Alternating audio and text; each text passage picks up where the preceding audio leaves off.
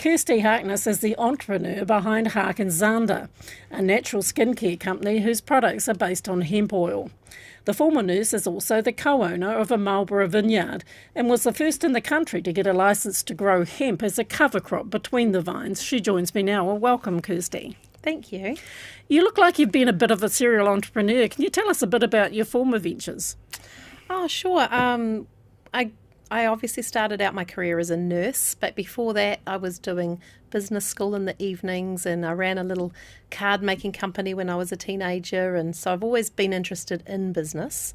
Back then I didn't have specific thoughts on what I would do in business, except I really wanted to run a cafe, but then I realised the amount of work that would be involved with that in the early starts.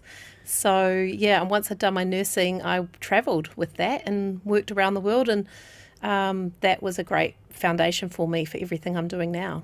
So when you came back to New Zealand, you started, you co-owned the vineyard and started that? So when I was in London, I got contacted by a old friend to say, we want to buy a piece of land, are you in? And because I had been purchasing houses in Auckland since I was 19, I just sort of set myself a goal on my nursing wage to buy one every 2 years. It meant that while I was in London for 6 years, I was sending money home every week to pay down my mortgage, and I was able to borrow off that.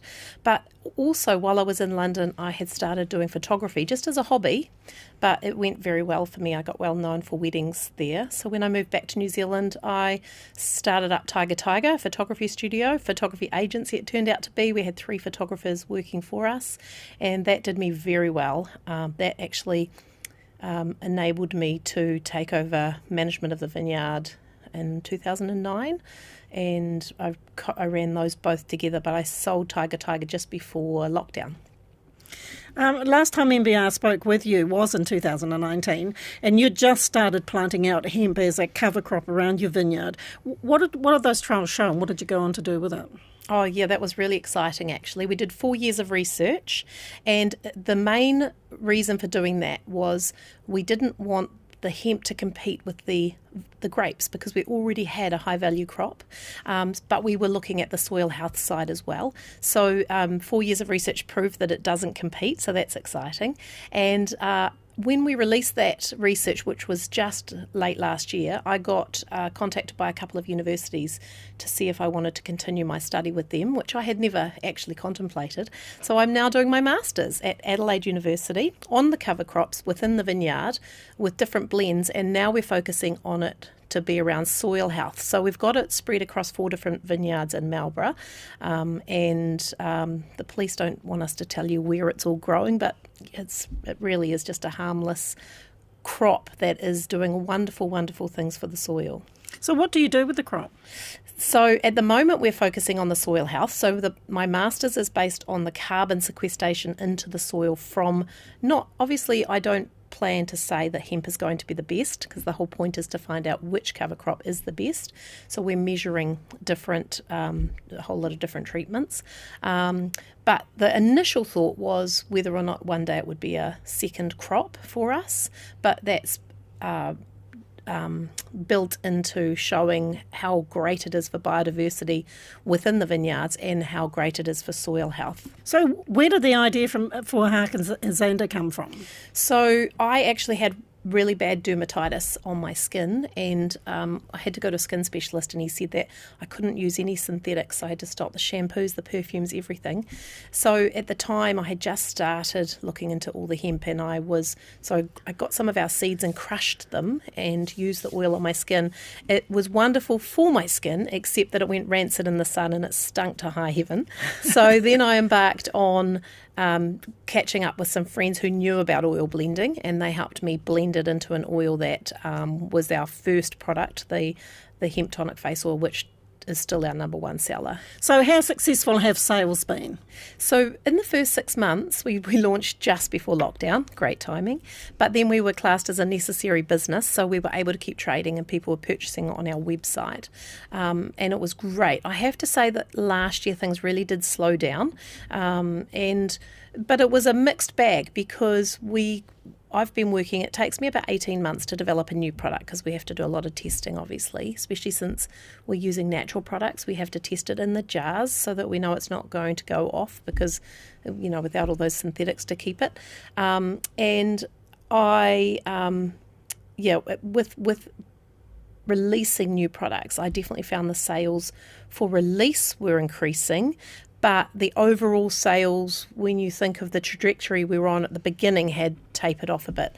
But I think that's just a sign of the time. So what we did is we put a lot of bundles together, so you get a great discount. So it's an upsell, right? So the individual products are still the same price, but would you like fries with that? Was my MO. So if you buy, the more you buy, the better price set you get, and now that's going really well. Our price per user has gone up, so we're currently sitting at about $160 as the average spend per client coming through, and that's wonderful compared to one product that we had at the beginning.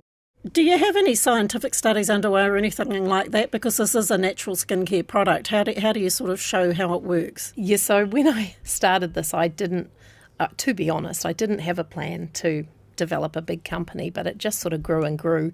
And once you've got one product, people ask for more. So obviously the initial story was the hemp seed oil. When I started that, I thought there are so many products in the market, but there wasn't a premium hemp seed oil product that I could find, especially one that didn't have that green grassy herbaceous smell, or dare I say it, that rancid oil smell.